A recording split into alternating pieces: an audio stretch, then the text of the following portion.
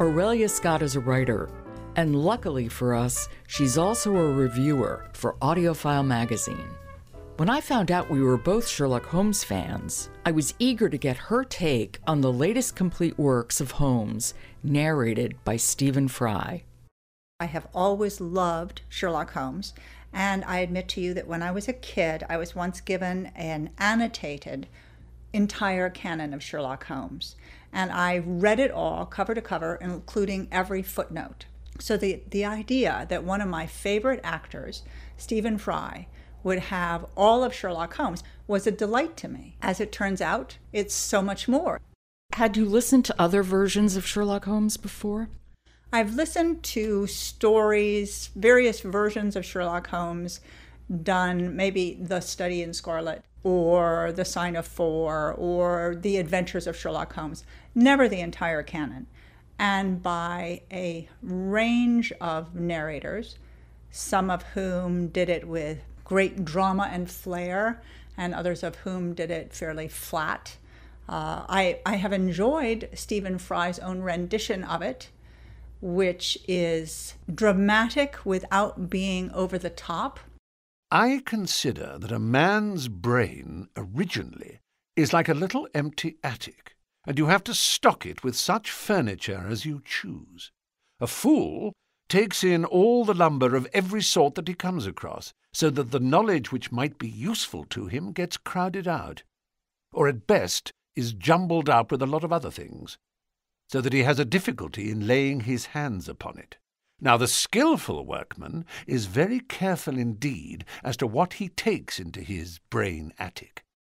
I like his interpretation of Holmes himself, who sounds like the rather impatient snob he is, while at the same time being interested in people's opinions. And he's a little bit higher pitched than Watson, which is nice. It gives the impression of Watson being the cheery, warm fellow that he is, the enthusiast, I think the stand-in for us. And Holmes sounding, to my mind, a bit like an Oxford Don of yore. Not that I ever met any Oxford Dons, but that's what they sound like in my imagination. I haven't listened to the complete works, but I've listened to a great deal. And Stephen Fry, I thought his Sherlock Holmes was wonderful, and you're right, Oxford Don is perfect. But there's also this sense of warmth that I found very unexpected, and it doesn't go against the grain of Sherlock Holmes either. He just exposes it. It's very, very thin, but it's there. It is. Stephen Fry has a wonderful commentary at one point, fairly near the beginning of the audiobook, when he talks about Holmes' persona from his point of view. And he includes all kinds of adjectives that I have written down.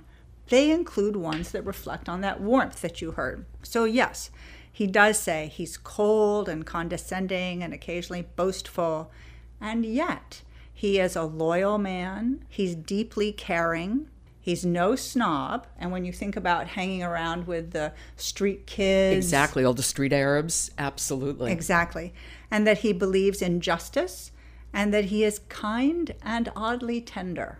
All of that is in his presentation of Holmes and in the voice that he chooses. I should also say that one of the delights of these books and what makes them so special, other than a perfectly lovely rendition of the books, is Stephen Fry's own introductions to the stories, which reminded me of my annotated Sherlock Holmes in hardcover that I once owned, because these are his own reflections on the books, on the novels, as well as the collections of short stories. They're his personal commentary about when he first fell in love with Sherlock Holmes himself, why he thinks Sherlock Holmes is important to us still, and then all kinds of wonderful tidbits, including, may I say one or two? Oh, please. Okay, I've only have a couple because I don't want to tell everyone all of them, but he says how Conan Doyle came to write the second book, which is The Sign of Four. He had already written A Study in Scarlet for the 1887 Mrs. Beeton's Christmas Annual. And then a year later, he had dinner with Joseph Stoddart, who was the managing editor of Lippincott's magazine in the USA. And the dinner included Oscar Wilde and himself. And at that dinner, he fell for Oscar Wilde professionally in a wonderful way, which was unexpected. And Stoddart had organized them, wanting to persuade them to write for him. And in fact, what came out of that dinner was Oscar Wilde's The Picture of Dorian Gray and Conan Doyle's The Sign of Four. And it was really The Sign of Four that then set him on the path to continuing to write about Sherlock Holmes. Where other literary characters had been discerned mistily through their creators, Holmes appeared in the highest resolution, so clearly and independently that the idea of there being a creator at all, a writer scribbling him to life, seemed all wrong. But Arthur Conan Doyle was that creator, and he was very real indeed. Like Watson, he had received a medical training, ultimately specializing and practicing as an eye doctor in London's Harley Street. Like so many energetic and inexhaustible Victorians, Doyle interested himself in everything. That all-consuming curiosity reveals itself straight away in A Study in Scarlet, which was published in Mrs. Beeton's Christmas Annual in 1887. Without giving away too much of what is to come, I can say that the story deals with, as part of its background, the internal affairs of the Church of the Latter-day Saints, or Mormons. Much of the dark details of the Church's beginnings would have been entirely new to the Victorian reader. Conan Doyle was to exploit other closed societies in later stories, introducing to the general reader for perhaps the first time the Mafia, the Ku Klux Klan, Australian bush outlaws, the Pinkerton Detective Agency, and early corrupt American labour unions, for example. The cosy, gaslit London of hansom cabs, stolid policemen, and comforting fog that we associate with Holmes's Baker Street is thus often expertly mixed with what to British readers would have been the exotic and the terrifying. A Study in Scarlet is a perfect example of this.